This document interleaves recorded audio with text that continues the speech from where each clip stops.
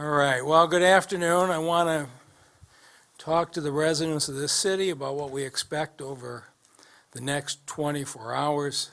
If the weather reports can be believed, we're going to get our first big blizzard of the winter starting this evening and going through the night and into tomorrow.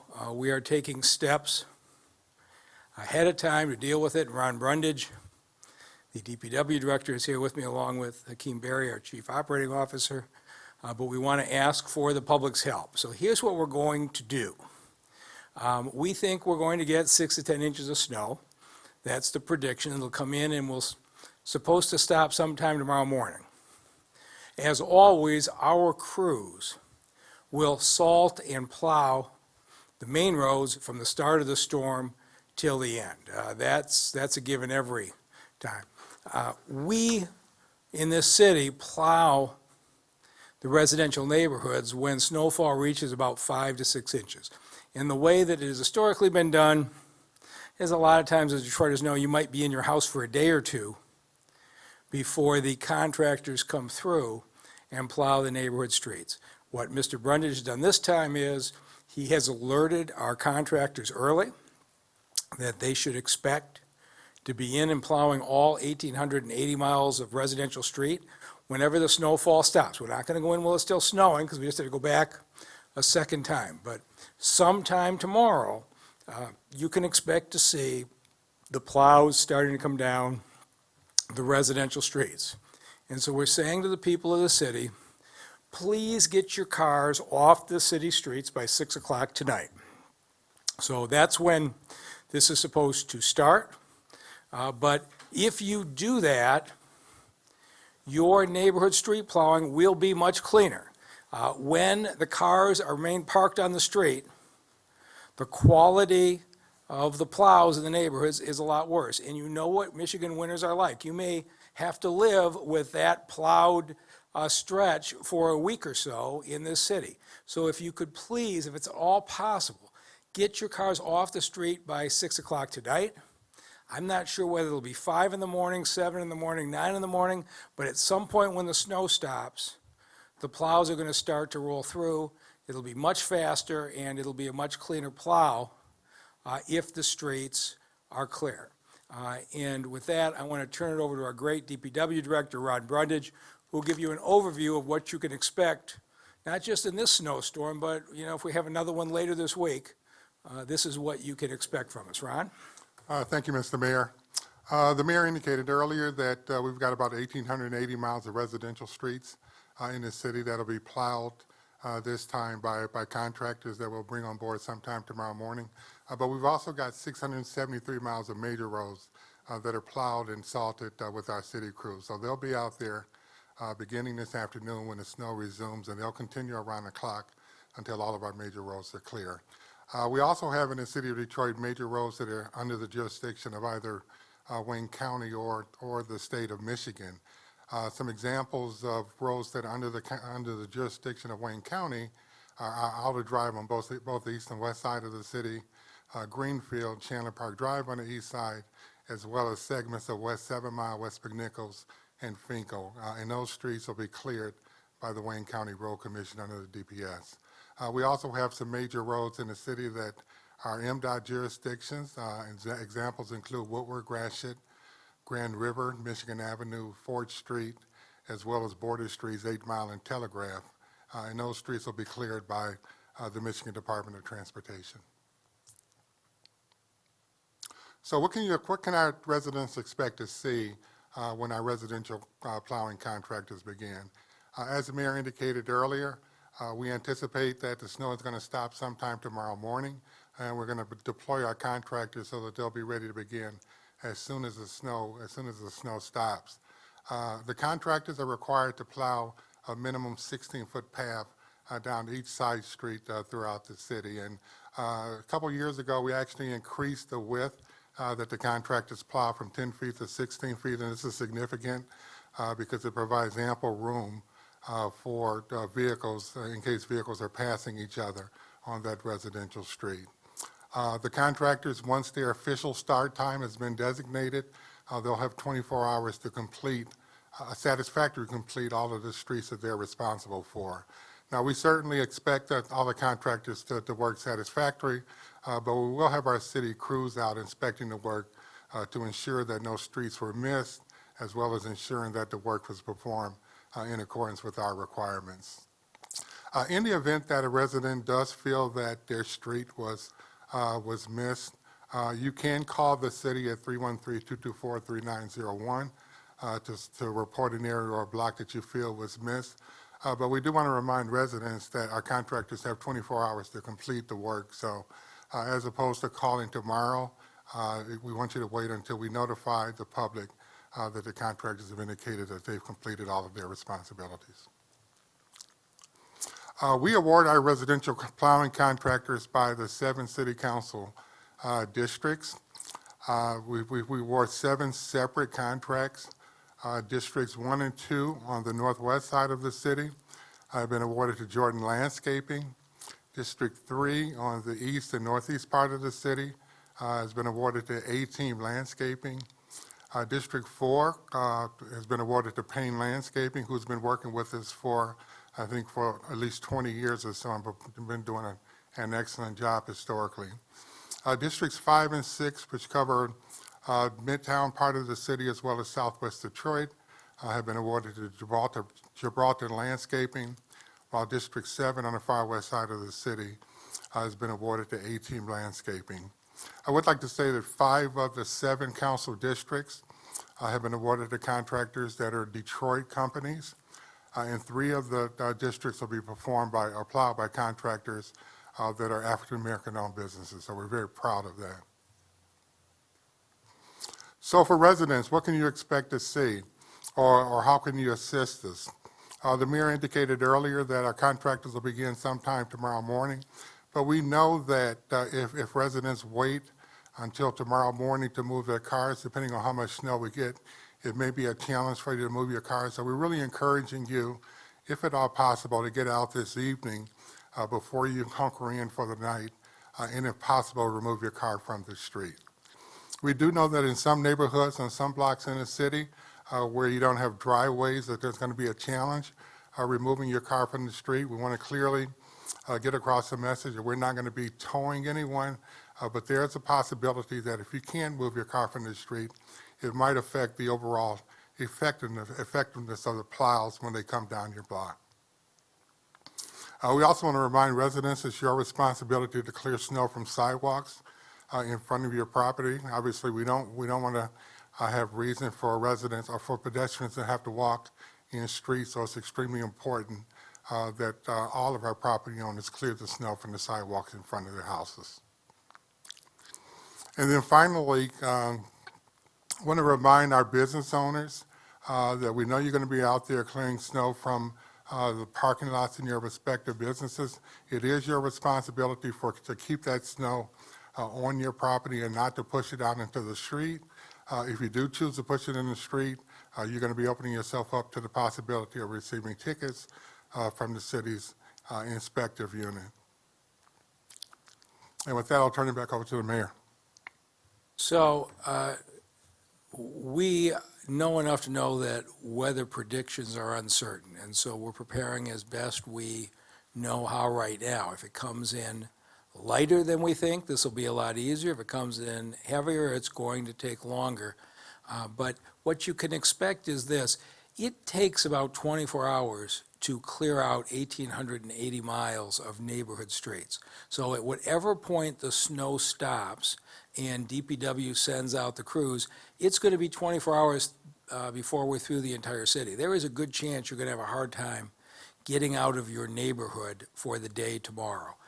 But by Wednesday, we expect that you will be able to. So we ask you to plan accordingly. And right now, please move the cars. As a result of that, it has other implications. We have 3,000 people scheduled to get a vaccine at the TCF Center tomorrow. And while I'm confident that Atwater will be plowed, I think for most people in the city, you may not be able to get out of your neighborhood to get down to TCF. And so we don't want people missing their vaccine appointments. And so we are canceling the Tuesday vaccine schedule. We're moving all 3,000 appointments to Saturday. We've left Saturdays open because we anticipated this possibility. Last week, I was at the White House with the mayors of Arlington, Texas, and Atlanta, Georgia, and Miami, Florida, talking about how hard it was to do vaccines. None of them have to worry about blizzards. But we did expect this. We left Saturdays open. So everybody who has an appointment scheduled for tomorrow, your appointment is now moved to Saturday. It will be at the same time. So if you had a 10 a.m. appointment for tomorrow, you now have a 10 a.m. appointment for Saturday. The Rock Call Center is going to try to reach you, but even if they don't, do not come down to TCF tomorrow. Nobody will be there, but you will have the exact same time. If you got a $2 ride scheduled, you don't need to worry about it. We will change the ride for Saturday. So if you had a $2 ride scheduled for tomorrow, that ride will come and pick you up on Saturday. You don't have to worry about your transportation reservation. If you were scheduled tomorrow for your first dose, you had a second dose date of March 16th. Your second dose date doesn't change. It's within the range for the second shots on Moderna. So your second dose date will be the same on March 16th. You don't need to change your schedule. If you can't make it Saturday, you've got a conflict, we can take care of that. So if Saturday is good, you don't have to call. But if you have a conflict on Saturday, just call the number 313-230-0505, and we'll reschedule you to a weekday. We've got appointments on Thursday. We've got appointments next week. So if you don't want to be switched to Saturday, call the phone number, and we will get you a different weekday appointment. Now, there's a talk of another possibility of a storm on Thursday night, and we're just going to have to work through this as a community. We're going to keep the vaccines going to the maximum extent possible, but we're also not going to ask people to be put at risk coming down in difficult driving conditions. And for a few comments on that, the man who has kept the TCF Center moving so efficiently, I can't tell you how many positive comments I've gotten the job he's doing, our COO, Hakeem Berry. Thank you, Mayor. Just to reiterate, we did want to make sure that 3,000 people did not have to worry about their appointment. So we're going to make it convenient for them. You can just come back on Saturday. That was always our weather contingency plan because we live in Michigan, and sometimes we have a little bit of unpredictability in February and March. So looking forward to seeing you there. You'll still have the same great customer experience that you would have on Tuesday.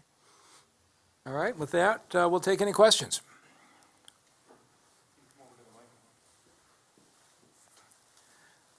Jim, they let you out again. God, I don't think I've seen you since the Eastern Market days. Okay. How are you? Good. I walked in a couple of minutes late. Are you totally with contractors for the plowing, the snow removal, or is it a mix of city resources and contractors? So the way that we do it is the DPW crews do the 600 miles of Main Street all the time. The once or twice a winter when we get 6 inches of snow, contractors come in and do the neighborhood streets. Okay. And so we have to give them 16 hours notice so they can gear up. And so for the 1,880 miles of neighborhood streets, Mr. Brundidge has given them their notice, and at whatever point the snow stops, those contractors will be moving on neighborhood streets sometime tomorrow morning. Yeah. I talked with Craig Bryson earlier from Oakland County Road Commission. With the double whammy, you referenced Thursday night as another possible snowstorm. With the double whammy, he is telling residential people in Oakland County to be patient, that they might be working through the weekend and maybe as late as Monday before a residential street can get cleared out and plowed. You're not looking at a same scenario here? Well, the Oakland County Road Commission is an extremely professional organization, and so we're going to go one step at a time. But sometime tomorrow, the snow is going to stop. Within 24 hours, our contractors are required to have plowed all the neighborhood streets, and we're hoping people will be able to get in and out on Wednesday. That's the goal. Now, if another storm comes Thursday night, we may have to send those contractors out again on Friday or Saturday. But right now, I've been here too long to predict what the weather's going to be 3 or 4 days from now.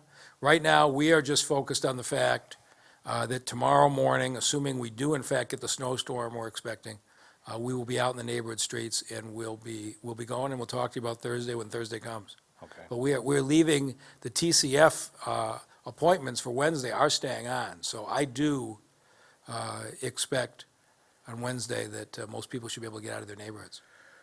They will be able to, won't they, Ron? Yes, sir. Can you describe for me, you've been in an office 8 years this year. Before that, we had the horror stories of roads not plowed for several days. When you came in, you turned that around possibly with these contractors. What's been changed from then to now? My first week on the job, as Ron Brundidge will remember, I wanted to come see this for myself. I rode with the salt truck and snowplow operators, and it was appalling. They didn't have radios in the car, right? I'm not exaggerating this. Literally, you couldn't radio in. The guy that I rode with had a salt truck, but the auger that spills the salt onto the street didn't work. So he would stop every half mile. He'd tilt the truck up so the salt would collect at the back. And then he'd put it down and he'd open the back a little bit and he'd drive and it would just kind of fall out the back. And whenever he ran out of salt, he drove back to the yard and they gave him some more. And so what Ron Brundidge and the team has done is amazing. Everybody's on GPS now, they're on radios now, we know where folks are going.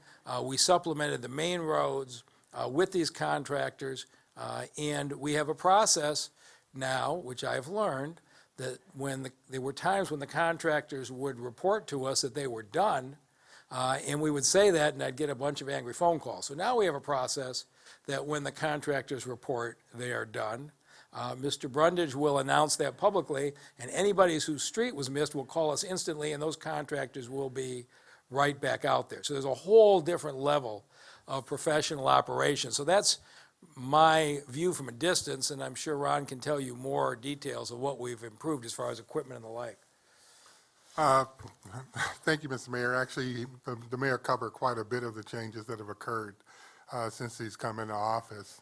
And I would just like to just make a point, and this may appear to be pretty obvious, but one of the advantages that comes along with having contractors supplement us on an as-needed basis, it allows for the work that the city crews are doing on major roads to continue while the contractors are working on residential streets. So your reference to Mr. Bryson's comments about how long it may or may not take that particular county agency to complete it's because, you know, their county road commission, they clear the major roads first and then they go into the neighborhoods.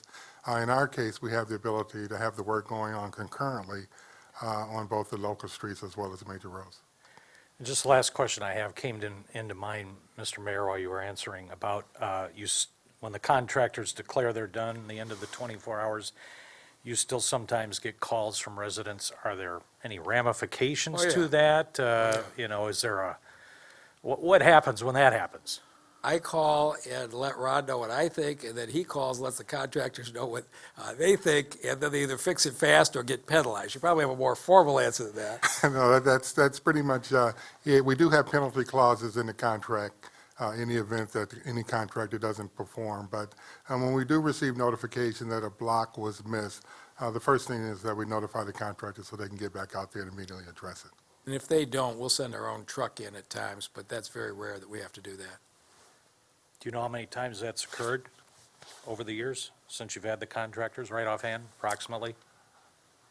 Well, you know, we have had isolated cases over the years where maybe an area was missed and a contractor, you know, may have felt that they've been out there for too long and they couldn't get back out there. But it's so rare that I really couldn't give you a definitive answer to that. Good luck this week. Thank you. Thank you. Thank you. Hello, everybody. Beginning real quick, just to reiterate in regard to vehicles parked, as important it is to remove them. They will not be towed, correct? We have not declared a snow emergency at this time, and they won't be towed. But I would encourage the neighbors to talk to your neighbors, because the quality of your ability to move up and down the street is a lot different if our plows can get in and do the full 16 feet when the cars are not parked on the street. So we're not going to tow you, but it's in everybody's interest to move the cars if at all possible. Thank you. I had two questions before I'm set in regard to kind of off-topic from the weather. In regard to, if you gentlemen can use this as a time to reset the TCF Center, I heard 3,000 people per day, where it's going. I'm curious, in a broad brush, what people can expect as far as better availability, access, how long you see it to be needed. Do you have any projections like that of where we are and where we're still building to? Oh, there's no question. Right now, we're doing 15,000 vaccines a week. I was at the White House on Friday and asked the President and Vice President for 25,000 a week. And so everybody in the country is asking for more. It's not just us. And so last weekend, we tried doing it at churches for the first time, booked up all 1,000 appointments. It went very smoothly.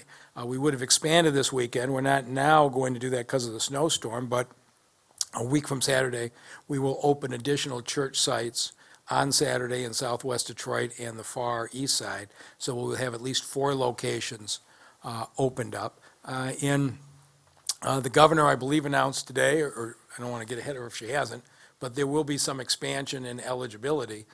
In the next couple days, we will announce the city's plan to expand eligibility. But right now, we're doing 15,000 a week. Everybody is calling us from around the country to see how it's being done, and we could do 25,000. And Akeem, why don't you talk about the FEMA visit you had last week? Yes, one of our leaders of FEMA had come to visit our site and was very impressed with the throughput, and they were shocked that it was a drive-through site. They thought they were walking into the TCF Convention Center to see lines of people, and to their surprise, it was just a fast-moving line of cars that were being processed, and we're doing about 150 simultaneously. So the turnaround is very good there. So they were very impressed. They asked for our playbook, and we're sharing it with other states. Curious, April, May, June, beyond, do you see this reaching a point where it's not appointment only, and it can function like testing did at the fairgrounds on a regional basis if people are Let me interested? start with this. Testing was always appointment only. We have not had the issue here. They've had in other states with 2, 3, 4, 8-hour waits. We've always done it by appointment. Right. It always will be by appointment, and I've told the governor that the point at which Detroit is handled, I am glad to have us run it as a regional center. But right now, we still have a racial gap in this state and in this country relative to African Americans getting the vaccines versus Caucasians, and it has to do with the hospital distribution system. It's true in states across this country, and so we need to be to the point where everybody in this city, 18 and older, can get a vaccine. That's where we need to be. When we're at that level and we're doing 25,000 a week, I will be feeling really good. It means we can reopen our businesses and go back to our lives, and at that point, I'm very happy to open it up to people from across southeastern Michigan. Thank you. One last topic switch, Mayor. You being just in Washington as well, any reaction publicly in regard to the former president's acquittal in the Senate and moving on, or, justice served, justice not served, et cetera? I think it was a foregone conclusion. I think President Biden has handled it appropriately. And so, I spent a couple hours with him. I think 2 minutes was about the impeachment trial, and everything else was about what do we do on the vaccines, what do we do on economic growth, what do we do to help cities and states that are cash-strapped. The president is completely focused on solving the problems, and I'm glad they got the trial over with quickly. Do you have any personal reaction to how it No, resulted? I think the outcome was a foregone conclusion, and obviously I don't think it was a correct outcome, but it would have been a terrible thing if this had dragged on for 4 weeks and knocked the president off the focus of what has to be done in this country. So I'm glad it was done quickly. Thank you. Mayor, just a couple quick questions. I'm not sure if you touched on this, but notwithstanding your request to the president for more vaccines, has there been any movement up or down in terms of the vaccines the city is receiving each week?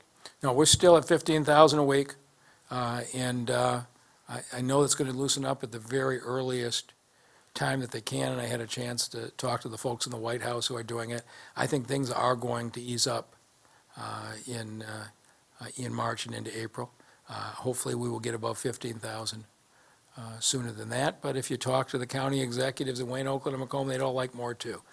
So everybody is out watching out for their own constituents as they should be.